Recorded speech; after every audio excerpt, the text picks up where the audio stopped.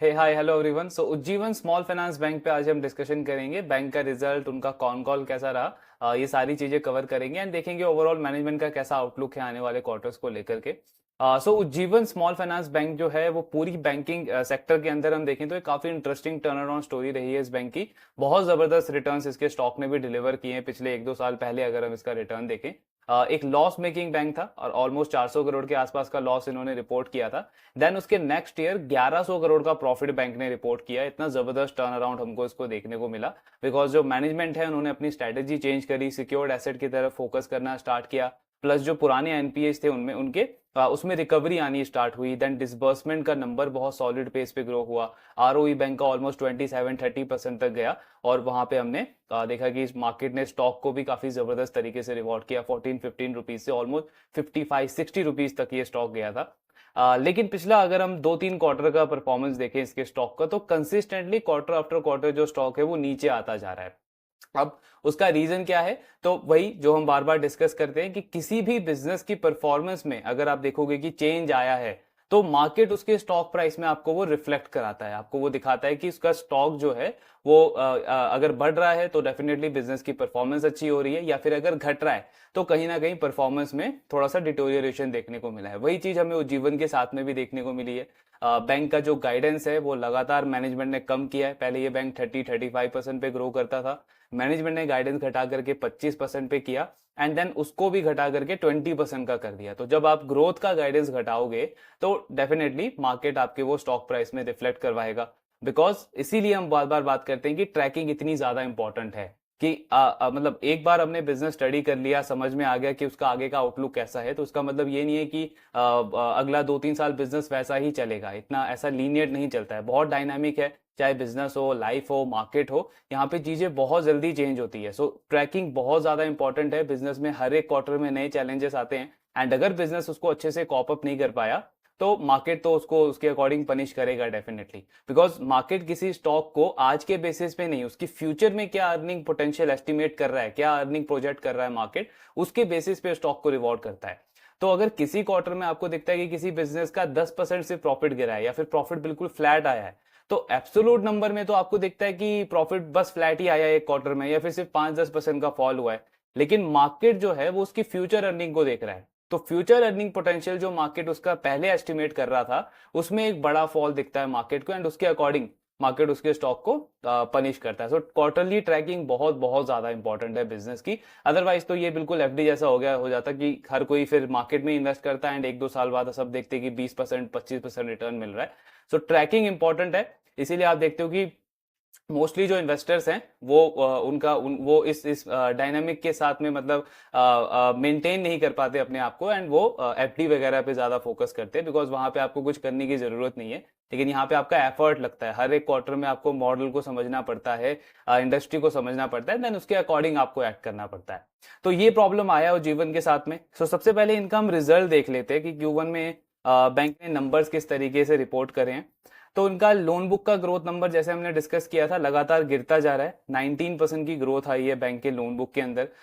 Deposit book का growth all दो अच्छा है, 22% का वाई ग्रोथ है। और इस पॉइंट ऑफ व्यू से भी अच्छा है कि लोन बुक से हायर पेस पे बैंक अपने डिपॉजिट बुक को ग्रो कर रहा है, तो उसका मतलब इनका क्रेडिट टू डिपॉजिट रेशियो है वो एटलीस्ट पॉजिटिव वे में है। देन ग्रॉस एनपीए बैंक का बड़ा है, 2.3% पे चला गया है ग्रॉस एनपीए अगर आप इसको लास्ट क्वार्टर से कंपेयर करोगे। नेट एनपीए भी बड़ा है बैंक का और क्रेडिट कॉस्ट में भी एक इंक्रीमेंट देखने को मिला है। और ये वो पूरे रीजंस हैं कि बैंक का स्टॉक जो है वो लगातार क्यों नीचे आता जा रहा है। अब इसमें अगर आप नेट इंटरेस्ट इनकम को छोड़ दो बिकॉज वो तो आपका ऑपरेशनल पार्ट हो गया, तो क्योंकि आपका लोन बुक ग्रो हो रहा है तो काफी हाई चांस है कि आपका नेट इंटरेस्ट इनकम ग्रो होगा। पूरा जो गेम है वो आपका यहाँ पे डिपेंड करता है। ये जो तीन रेशियोज हैं आपके आपका नेट प्रॉफिट, आपका आरओए और आपका आरओई का नंबर, जो ये तीन सबसे इंपॉर्टेंट रेशियोज होते हैं किसी भी बैंक के लिए।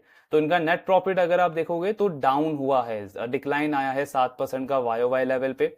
आरओए का नंबर 2.9%। अब अगेन इसमें पॉइंट क्या है कि अगर हम सिर्फ एब्सोलूट नंबर देखें कि उज्जीवन का आरओए 2.9% है, तो अब तो लगेगा कि ये बहुत अच्छा आरओए है, बिकॉज हार्डली कोई और ऐसा बैंक है जो इस लेवल का आरओए अभी मेंटेन कर रहा है। लेकिन हमको कभी भी एब्सोल्यूट नंबर नहीं देखना है, हमको ट्रेंड देखना है कि बैंक का ट्रेंड कैसा चल रहा है, बिकॉज मार्केट उसके ट्रेंड के ऊपर उसको उसको डिस्काउंटिंग देखता है, उसको रिवॉर्ड देता है।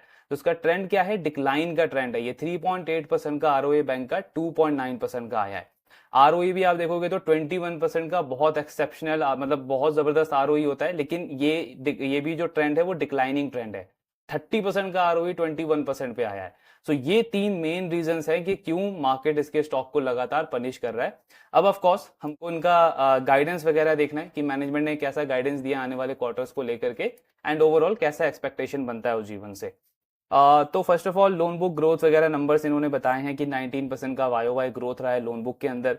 देन मैनेजमेंट कह रहा है कि लगभग 2 लाख इन्होंने नए कस्टमर्स एक्वायर किए हैं अपने ग्रुप लोन में, इंडिविजुअल लोन के अंदर। एंड बैंक का जो माइक्रो फाइनेंस का जो पोर्टफोलियो है उसमें ये मेक श्योर कर रहे हैं कि जो हाई क्वालिटी के कस्टमर्स हैं उनको ये माइक्रो फाइनेंस से ग्रेजुएट करके इंडिविजुअल लोन वाले पोर्टफोलियो में लेके जाए, जहाँ पे किसी भी लेंडर के लिए यील्ड ज्यादा होता है और मार्जिन वगैरह के नंबर भी बेटर होते हैं। बैंक कह रहा है कि जो माइक्रो फाइनेंस की जो बॉडी है उन्होंने जो नया रेगुलेशन लाया है कि एक पर्टिकुलर बोरोवर को अगर उसका एक्सपोजर 2 लाख से ज्यादा है तो आप उसको लोन नहीं दे सकते, या फिर अगर वो ऑलरेडी 4 लेंडर से उसने लोन लिया हुआ है तब भी आप उसको लोन नहीं दे सकते। तो इससे डेफिनेटली हर एक लेंडर को कहीं ना कहीं ग्रोथ पे इम्पैक्ट करेगा। बैंक कह रहा है कि थोड़ा बहुत इम्पैक्ट हमको भी देखने को पड़ेगा, लेकिन हम इसमें क्या स्ट्रेटेजी फॉलो कर रहे हैं कि जो हमारे एग्जिस्टिंग कस्टमर्स हैं उनको हम रिपीट लोन दे रहे हैं, सो वहां से हमारा ये ग्रोथ मैनेज हो जाएगा। एंड बैंक का कहना है कि हमारे पास एक एज भी है, हमारे 750 ब्रांचेस हैं और काफी वाइड प्रेजेंस है हमारी, मतलब बैंक की 26 स्टेट्स के अंदर प्रेजेंस है। तो अगर आप इसको बाकी स्मॉल फाइनेंस बैंक के साथ में कंपेयर करोगे तो डाइवर्सिफिकेशन अच्छा है उज्जीवन बैंक का। काफी वाइड इन्होंने प्रेजेंस रखी है, जिससे किसी एक दो पर्टिकुलर ज्योग्राफी में अगर कोई ऐसा रिस्क आता है, चाहे वो नेचुरल हो या फिर कोई ऐसा सीरियस इशू आता है एनपीए वगैरह का, तो इनके पूरे पोर्टफोलियो पे ज्यादा इंपैक्ट नहीं पड़ेगा उससे। तो जीवन कह रहा है कि ये हमको हेल्प करेगा इस चीज को अच्छे से मैनेज करने के लिए। देन बैंक का जो सिक्योर्ड बुक का पार्ट है वो अच्छे पेस पे ग्रो कर रहा है। आज के टाइम पे 31% जो इनका लोन बुक है वो सिक्योर्ड है, और बाकी का 69% अनसिक्योर्ड है। लास्ट क्वार्टर में 30% सिक्योर्ड था, तो उसका मतलब क्या हुआ कि बैंक के लिए जो सिक्योर्ड एसेट है वो ज्यादा हाई पेस पे ग्रो कर रहा है compare to unsecured. Then secured book में बैंक के लिए जो अफोर्डेबल हाउसिंग लोन है और प्लस जो इनका माइक्रो मॉर्गेजेस हैं जिसमें माइक्रो लैप आता है आपका, देन आपका टॉप अप लोन्स उसके अंदर आते हैं, प्लस इन्होंने एक दो और नए लोन इसमें ऐड किए हैं, माइक्रो बिजनेस लोन वगैरह, ये काफी अच्छे पेस पे ग्रो कर रहे हैं। 42% की ग्रोथ रही है इन सारे सिक्योर्ड एसेट के अंदर। फिर अभी रिसेंटली इन्होंने अफोर्डेबल हाउसिंग में एक टॉप अप लोन भी ऐड किया है, लॉन्च किया है इस क्वार्टर में, जिसमें 6.5 करोड़ के आसपास का डिसबर्समेंट किया है इन्होंने। फाइनेंशियल इंस्टीट्यूशन ग्रुप, ये जो एक बुक है इस बैंक का जिसमें ये एनबीएफसीज को मेनली लोन देते हैं, तो वो 1800 करोड़ का टोटल बुक है एंड 48% पे ये ग्रो हुआ है। तो मतलब ये वाले बुक पे बैंक की डिपेंडेंसी काफी ज्यादा है अगर हम इसको बाकी बैंक से कंपेयर करते हैं। देन सीडी रेशियो जीवन का काफी अच्छा है एक्चुअली, 85% का क्रेडिट टू डिपॉजिट रेशियो है। एंड आई थिंक पूरे स्मॉल फाइनेंस बैंक इंडस्ट्री में अगर हम देखें एयू को एक्सक्लूड करके तो एक उत्कर्ष का हमको अच्छा देखने को मिला है 93% के आसपास। एंड दूसरा उज्जीवन का भी ये सीडी रेशियो काफी अच्छा मैनेज किया है इन्होंने। डिपॉजिट बुक जैसे हमने डिस्कस किया 22% के आसपास की ग्रोथ रही है इसमें। देन उज्जीवन का एक और काफी इंटरेस्टिंग पॉइंट है कि इनका कासा बुक काफी अच्छे पेस पे ग्रो कर रहा है। 27% की ग्रोथ रही है उज्जीवन बैंक के कासा बुक में, और इसीलिए इसका कासा रेशियो पूरी स्मॉल फाइनेंस बैंक की इंडस्ट्री में काफी अच्छा देखने को लगता है। 26% के आसपास कासा रेशियो बैंक ने मेंटेन किया है। और बैंक कह रहा है कि हमने एक मैक्सिमा कासा प्रोडक्ट लॉन्च किया था पिछले साल सेकेंड हाफ में, तो उसमें काफी अच्छा रिस्पांस देखने को मिला हमको। 1000 करोड़ से ज्यादा का डिपॉजिट उस वाले प्रोडक्ट के अंदर आया है। देन डिजिटल जो इन्होंने अभी इनिशिएटिव्स लिए हैं, तो डिजिटल चैनल के थ्रू भी इन्होंने 100 करोड़ से ज्यादा का डिपॉजिट रेज किया है। प्लस बैंक अभी क्या कह रहा है कि हम एमएसएमईज के लिए डिजिटल करंट अकाउंट लॉन्च कर रहे हैं, जिससे उनको अपने जो ईज ऑफ डूइंग बिजनेस है उनका, उसमें उनको थोड़ा सा और एनहांसमेंट आएगा। प्लस हमारा कासा बुक भी और अच्छे पेस पे ग्रो करेगा। देन उज्जीवन ने 1.5-2 साल पहले एक हेलो उज्जीवन करके ऐप इन्होंने लॉन्च किया था, जिसमें माइक्रो फाइनेंस कस्टमर्स के लिए इन्होंने मल्टीपल लैंग्वेजेस ऑफर किए थे, जहां पे वो उस ऐप के थ्रू खुद कम्युनिकेट करके टॉप अप लोन वहां से ले सकते थे। तो बैंक कह रहा है कि उसको बहुत अच्छा रिस्पॉन्स मिल रहा है, एंड आज के टाइम पे हमारे जितने भी टॉप अप लोन है माइक्रो फाइनेंस में, वो ऑलमोस्ट 26% सिर्फ उसी ऐप से जनरेट हो जाता है। तो उससे क्या हुआ कि हमारी प्रोडक्टिविटी बढ़ जाती है, जो हमारे एम्प्लॉयज हैं उनके ऊपर से प्रेशर कम हो जाता है, ब्रांच में फुटफॉल थोड़ा सा कम रहता है, एंड ओवरऑल हमारे जो एम्प्लॉयज है वो बाकी जो बिजनेस के फैक्टर्स हैं उन पे अच्छे से कॉन्सेंट्रेट कर पाते हैं। Then asset quality of course इनकी खराब हुई है, ग्रॉस एनपीए बढ़ा है, पोर्टफोलियो एट रिस्क जो होता है आपका वो भी इंक्रीज हुआ है, 4.2% तक चला गया है, जो कि लास्ट क्वार्टर में 3.5% था। तो अच्छा खासा इंक्रीमेंट देखने को मिला है इनके एसेट क्वालिटी के अंदर, डिटोरियोरेट हुआ है एसेट क्वालिटी। कलेक्शन एफिशिएंसी भी बैंक की थोड़ी सी इंपैक्ट हुई है, 98% की कलेक्शन एफिशिएंसी है। ये अभी भी कुछ लैंडर से अगर आप कंपेयर करोगे तो अच्छी है 98% की कलेक्शन एफिशिएंसी, लेकिन क्योंकि पिछले क्वार्टर्स के ट्रेंड से ये इंपैक्ट हुई है, इसीलिए इनका एसेट क्वालिटी खराब हुआ है। पुराने जो एनपीएस थे उनमें रिकवरी अच्छी है, बैंक की 27 करोड़ के आसपास की रिकवरी है, और मैनेजमेंट बोल रहा है कि ऑलमोस्ट 100 करोड़ हम एक्सपेक्ट कर रहे हैं इस पूरे फाइनेंशियल ईयर में, हमारा बैड डेट जो पुराने एनपीए थे उसमें से रिकवरी आनी चाहिए। बैंक का कॉस्ट ऑफ फंड भी स्टेबल है 7.5% के आसपास, एंड एज अ रिजल्ट इनका मार्जिन भी अगर आप देखोगे तो मोर और लेस स्टेबल है, 9.3% का नेट इंटरेस्ट मार्जिन है बैंक का। बैंक कह रहा है कि हमारे मार्जिन इसीलिए स्टेबल हैं पिछले कुछ क्वार्टर से, बिकॉज हमारा जो रिटेल डिपॉजिट है वो अच्छे पेस पे ग्रो कर रहा है, तो हमें हाई कॉस्ट डिपॉजिट रेज करने की जरूरत नहीं पड़ रही मार्केट से, एंड ये एक्चुअली में किसी भी बैंक के लिए एडवांटेज होता है। जैसे अगर आप आईडीएफसी को देखो तो उसका रिटेल डिपॉजिट आज के टाइम पे 80% टच कर रहा है, एंड कासा बुक उसका लगातार 30-40% के पेस से ग्रो कर रहा है, इसीलिए डिपॉजिट फ्रंट पे और मार्जिन के फ्रंट पे आईडीएफसी बैंक काफी अच्छा कर रहा है बाकी बैंकों के कंपैरिजन में। सो डिपॉजिट बुक अगर आपका अच्छा करे और उसमें क्वालिटी अच्छी हो, यानी कि रिटेल डिपॉजिट आप लगातार मार्केट से लेकर के आ रहे हो, तो आपकी बहुत सारी प्रॉब्लम एज अ बैंक जो है वो सॉल्व हो जाती है। देन स्लीपेजेस को लेकर के बैंक कह रहा है कि हमने इस पे एफर्ट्स लगाना ओवरऑल काफी ज्यादा स्टार्ट किया है, हेड काउंट्स बढ़ा दिए हैं हमने, कलेक्शन एफिशिएंसी में जो हमारी टीम थी उनको हमने इंक्रीज कर दिया, प्लस ब्रांच लेवल पे हम मैनेज कर रहे हैं कि जिस जिस पर्टिकुलर ब्रांच में हमको दिख रहा है कि एनपीए ज्यादा बढ़ रहा है, डेलिक्वेंसी ज्यादा आ रही है, कस्टमर ज्यादा एनपीए जिस जिस ब्रांच में रिपोर्ट कर रहे हैं, उन ब्रांचों में हमने हेड काउंट बढ़ा दिया है, एंड मैनेजमेंट का कहना है कि हम काफी कॉन्फिडेंट है कि आने वाले क्वार्टर में इसमें इंप्रूवमेंट देखने को मिलेगा। गाइडेंस वाइज बैंक कह रहा है कि ओवरऑल हमारा गाइडेंस हम मेंटेन करके चल रहे हैं, 20% के आसपास का लोन बुक का ग्रोथ जो गाइडेंस था हमारा वो हम मेंटेन कर रहे हैं इस साल के लिए, एंड आरओई भी मोर और लेस हम यही एक्सपेक्ट कर रहे हैं कि 20% के आसपास ही रहेगा, जो इन्होंने इस फाइनेंशियल ईयर के स्टार्टिंग में कहा था। देन इसके बाद बैंक का कहना है कि क्रेडिट कॉस्ट को लेकर के अभी जो क्रेडिट कॉस्ट है इनका वो 1.4% है, एनुअलाइज क्रेडिट कॉस्ट। बैंक ने गाइडेंस दिया है कि 1.7% के आसपास का क्रेडिट कॉस्ट का नंबर रहेगा इनका, और ये एक्सपेक्ट कर रहे हैं कि एसेट क्वालिटी इंप्रूव होगी। तो इसका मतलब क्या हुआ कि क्रेडिट कॉस्ट उज्जीवन बैंक के लिए आने वाले क्वार्टर्स में थोड़ा सा और बढ़ सकता है, उसका चांस ज्यादा है, बिकॉज गाइडेंस इनका 1.7% का है, और अभी इस क्वार्टर में क्रेडिट कॉस्ट इनका 1.4% है। तो अगर आपका क्रेडिट कॉस्ट बढ़ेगा और आपका लोन बुक का ग्रोथ का गाइडेंस आपने 20% किया है, जो कि पिछले साल से काफी कम है, पिछले पिछले 1-2 साल के कंपैरिजन में, प्लस उसके ऊपर से आरओई भी आप बोल रहे हो कि 20% पे आएगा। 20% आरओई देखने में अच्छा लग रहा है, लेकिन अगेन वही इंपॉर्टेंट पॉइंट है कि डिक्लाइनिंग ट्रेंड है, ये आरओई कम हो रहा है, 30% का आरओई 20% पे आ रहा है। तो ये तीन चीजें हमें क्लियरली बताती है कि मोर और लेस इस बैंक का जो प्रॉफिट है वो FY25 के अंदर कुछ खास ग्रोथ उसमें देखने को नहीं मिलने वाले, मतलब फर्स्ट हाफ जो है, पहला हाफ जो है फाइनेंशियल ईयर का, वो थोड़ा सा ऐसे ही रहेगा, प्रोविजनिंग वगैरह करेगा, बैंक का क्रेडिट कॉस्ट बढ़ेगा। सेकंड हाफ में मे बी इनका प्रॉफिटेबिलिटी में ग्रोथ आ सकती है, लेकिन ओवरऑल फुल ईयर की जब हम बात करते हैं पूरे FY25 की, तो कुछ खास ग्रोथ देखने को नहीं मिलेगी हमको इनके प्रॉफिट फ्रंट के ऊपर। सो ये चीज यहाँ से क्लियर होती है। आरओए के नंबर पे बैंक कह रहा है कि आरओए नंबर हमारा 2.9% है, जो कि बहुत ज्यादा अच्छा है अगर आप हमको हमारे पीयर से कंपेयर करोगे, लेकिन हमको सिर्फ एब्सोल्यूट नंबर नहीं देखना है। दो तरीके से आप रेशियो एनालाइज करते हो, पहला एनालिसिस आप करते हो कि एक प्लेयर को कंपेयर करते हो दूसरे प्लेयर के साथ में, सो एक तो ये एनालिसिस हो गया। दूसरा आप करते हो कि उसी बिजनेस को कंपेयर करते हो उसके पिछले साल के नंबर्स के साथ में। तो हमको क्या करना है, हमको दोनों चीजें करनी है, बिकॉज जब आप दोनों चीजें करते हो तो आपको क्लियर पिक्चर समझ आती है कि कौन सा प्लेयर कहाँ पे स्टैंड कर रहा है बाकी प्लेयर्स के कंपैरिजन में। तो जीवन का सिर्फ हम ये नहीं देख सकते कि आज इसका 2.9% का आरओए है और बाकियों का तो हार्डली किसी का 2% का आरओए है, तो उज्जीवन अच्छा बैंक है बाकी के कंपैरिजन में।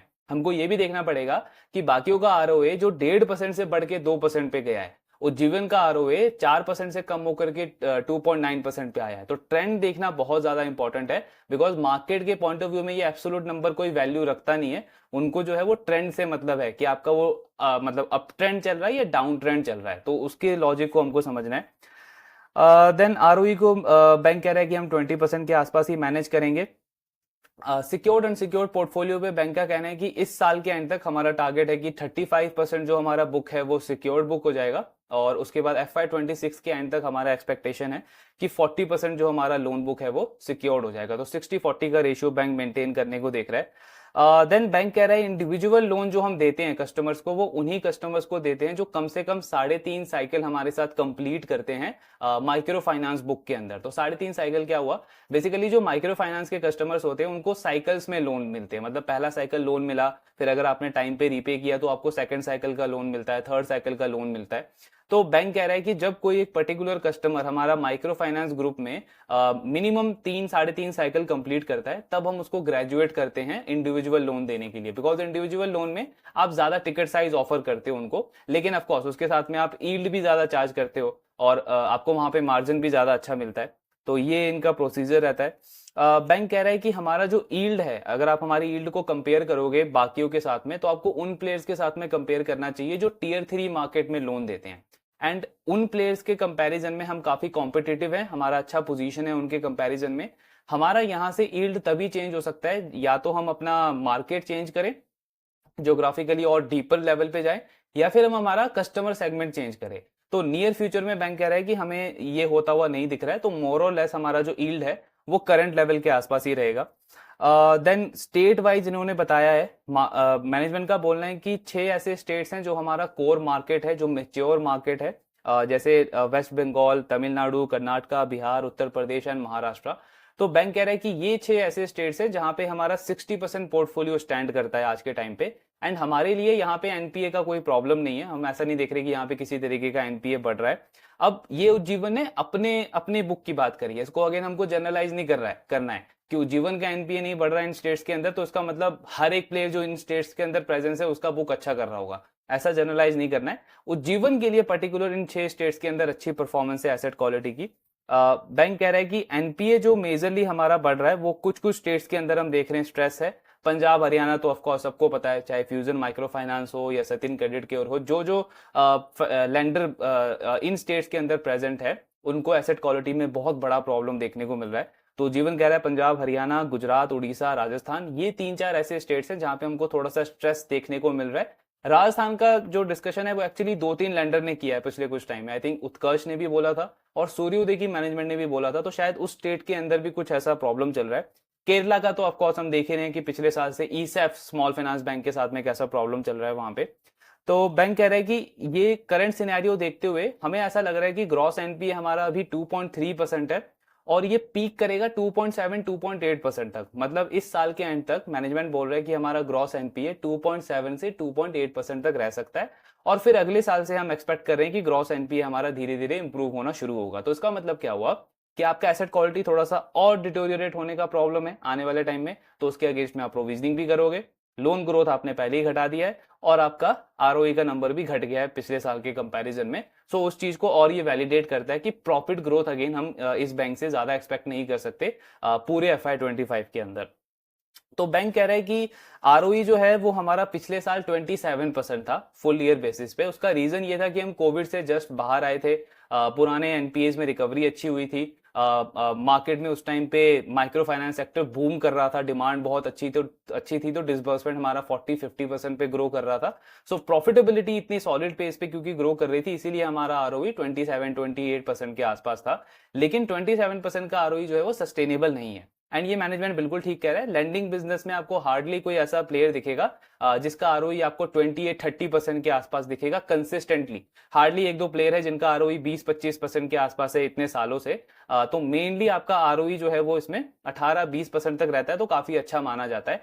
बैंकिंग बिजनेस में तो आरओई 18-20% रखना और ज्यादा चैलेंजिंग होता है, बिकॉज आपके पास और आपके ऊपर और भी रेगुलेशंस होते हैं। आपके पास सीएआर का रेगुलेशन है, आपके पास कैश रिजर्व रेशियो रखना है, एसएलआर मेंटेन करना है, बहुत सारे आरबीआई की तरफ से इसमें गाइडलाइंस फॉलो करनी पड़ती है। तो बैंक का आप देखोगे कि अगर कोई भी बैंक अपना आरओई 15-16%, 17% के आसपास मेंटेन करता है तो उसको अच्छा माना जाता है, उसको एक एफिशिएंट बैंक माना जाता है। एंड जिसका आरओई मतलब 10-10 सालों से, 15-15 सालों से 17-18% के आसपास है, वो तो मतलब आप समझ लो इंडिया के टॉप लैंडर्स में उसको माना जाएगा। एंड उनको प्रीमियम वैल्यूएशन भी मिलता है मार्केट से। सो ये पूरा फैक्टर रहता है आरओई का। तो ये बैंक बिल्कुल ठीक कह रहा है, 27% आरओई सस्टेनेबल नहीं है। लेकिन पॉइंट वही है कि आरओई गिरेगा तो इसका मतलब प्रॉफिट तो ग्रो नहीं होने वाला आपका, वो बिल्कुल सिंपल सा सेंस बनता है उसका। एंड प्रॉफिट ग्रो नहीं होगा, आरओई घटेगा तो स्टॉक प्राइस भी बढ़ने का चांस बिल्कुल कम हो जाता है। देन बैंक कह रहा है कि हमने पिछले कुछ सालों में इन्होंने काफी ज्यादा एक्चुअली एफर्ट डाला है अपने अंडरराइटिंग के ऊपर, इन्होंने काफी पॉलिसीज भी क्रिएट करी है कोविड के बाद से। लेकिन फिर भी इनका अगर आप लोन अगेंस्ट प्रॉपर्टी वाला पोर्टफोलियो देखोगे तो उसमें एनपीए बढ़ा है। बैंक बोल रहा है कि मेनली ये जो थोड़ी सी डेलिक्वेंसी आई है अप्रैल मई के मंथ में, उसकी वजह से बढ़ा है। ऐसे ओवरऑल ब्रॉडर लेवल पे हमको इसमें कोई प्रॉब्लम देखने को नहीं मिल रहा है। देन उज्जीवन ने अपना टिकट साइज भी कम किया है माइक्रो फाइनेंस बुक के अंदर लास्ट दिसंबर से अगर हम देखें तो उसमें बैंक कह रहा है कि हम उन एरियाज में टिकट साइज कम कर रहे हैं जहां पे हमको स्ट्रेस दिख रहा है, जहां पे हमको प्रॉब्लम देखने को मिल रहा है। देन उज्जीवन का और बहुत सारे लैंडर्स का अगर आप देखोगे तो इंडिविजुअल लोन पोर्टफोलियो बहुत अच्छा कर रहा है उनके कोर माइक्रो फाइनेंस पोर्टफोलियो के कंपैरिजन में। इसका रीजन क्या है? तो हर एक बैंक ने ऑलमोस्ट ऐसा ही रीजन दिया है। उज्जीवन कह रहा है कि एक्चुअली इनिशियली हमको ऐसा लगता था कि जो इंडिविजुअल लोन पोर्टफोलियो है वो थोड़ा सा ज्यादा रिस्की है, क्योंकि उसमें हम हायर टिकट साइज दे रहे हैं, 80,000 70,000 का टिकट साइज दे रहे हैं, एवरेज लोन दे रहे हैं हम एक कस्टमर को, और ये अनसिक्योर्ड लोन है और माइक्रो फाइनेंस कैटेगरी का है, तो हमको ये ज्यादा रिस्की लगता था।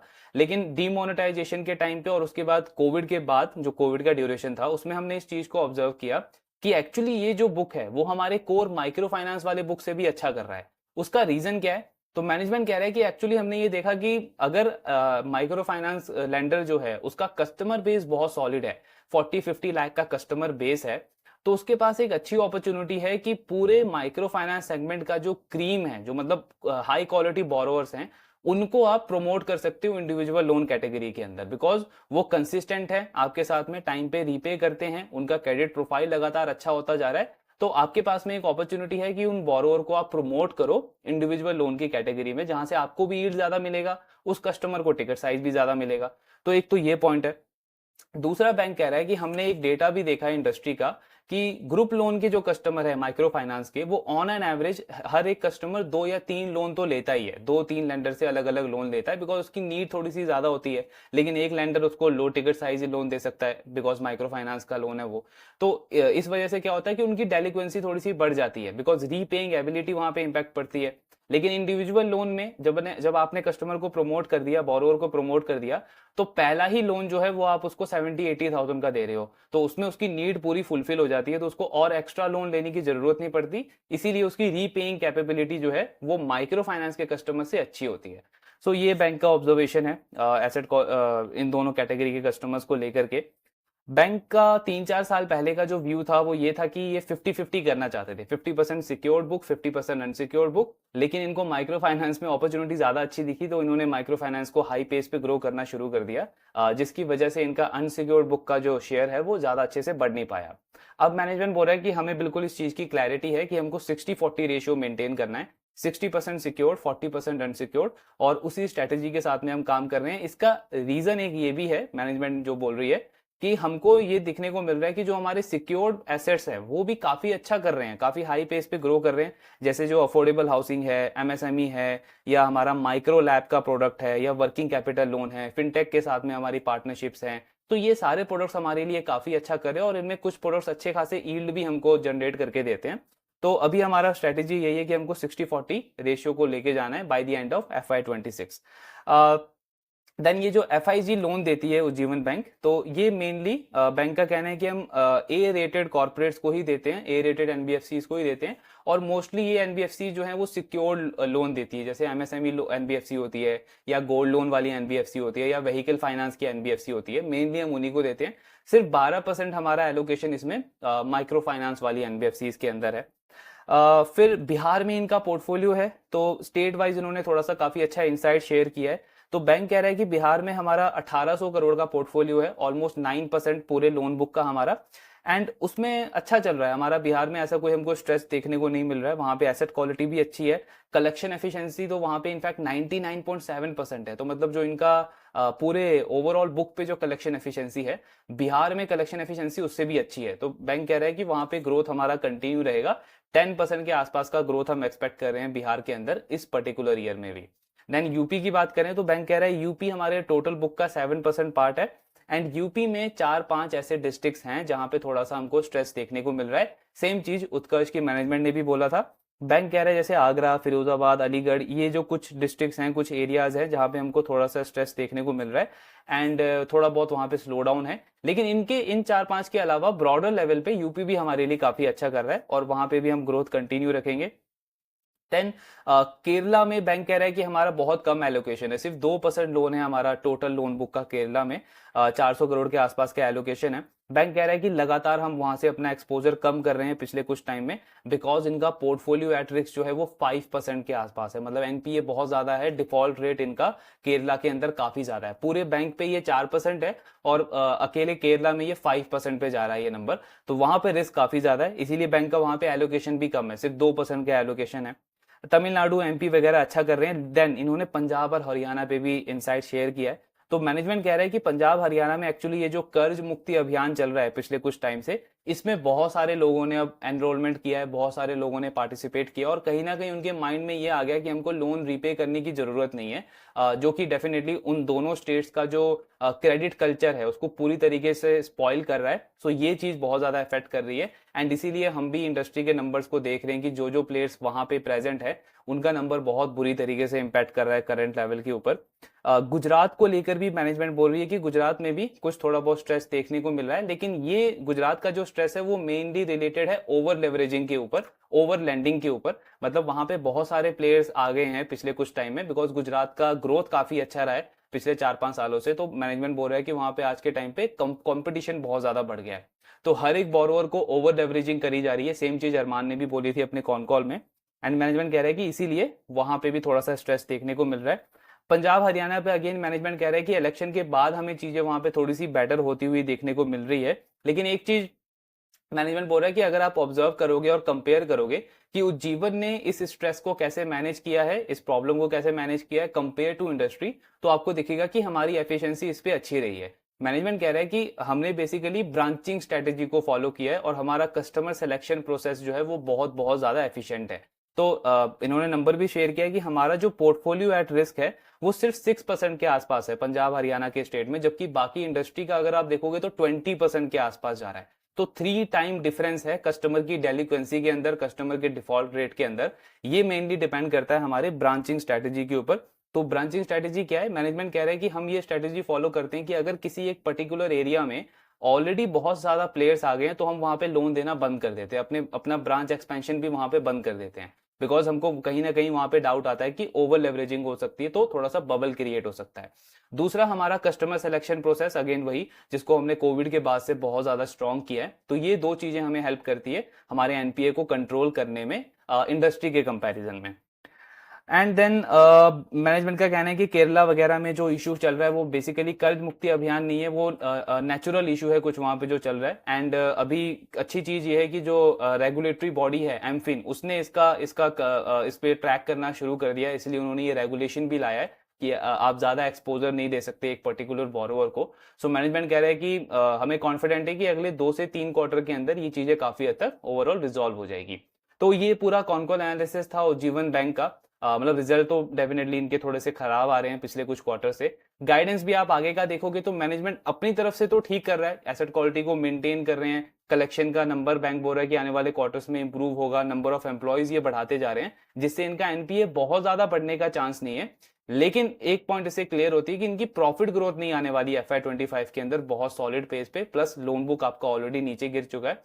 तो स्टॉक वाइज, अपॉर्चुनिटी वाइज अगर हम डिस्कस करें तो कोई खास इंटरेस्ट बनता नहीं है करंट लेवल पे, बिकॉज ऑलरेडी हमारे पास प्लेयर्स हैं, उत्कर्ष बैंक है, सूर्योदय बैंक है, जो काफी हाई पेस पे ग्रो कर रहे हैं। एसेट क्वालिटी का गाइडेंस उनका अच्छा है और उनकी प्रॉफिटेबिलिटी की ग्रोथ भी बहुत सॉलिड है। अब उत्कर्ष का आप बोलोगे कि आरओई 18% है, उज्जीवन का आरओई 20-21% है, लेकिन देखना क्या है हमको कि ट्रेंड कैसा है। उज्जीवन का आरओई 30 से 20 आया है एंड उत्कर्ष का आरओई तो आई थिंक 19 से 18 आया है। तो दोनों में बहुत बड़ा गैप है। 18-20% में इतना ज्यादा बड़ा गैप नहीं है, लेकिन जिस जिस ट्रेंड से ये गिरे हैं उसमें बहुत बड़ा गैप दिखता है। सो वही मेन डिसाइड करता है कि मार्केट किसको रिवॉर्ड करेगा एंड कहाँ पे पनिश करेगा। बाकी ट्रैकिंग कंटिन्यू रखेंगे, देखेंगे आने वाले क्वार्टर्स में कैसे परफॉर्मेंस रहती है इन बैंक्स की, बिकॉज से हमको क्लियर आइडिया मिलता है कि बाकी प्लेयर्स ओवरऑल कैसा परफॉर्म कर रहे हैं, इंडस्ट्री में क्या चल रहा है।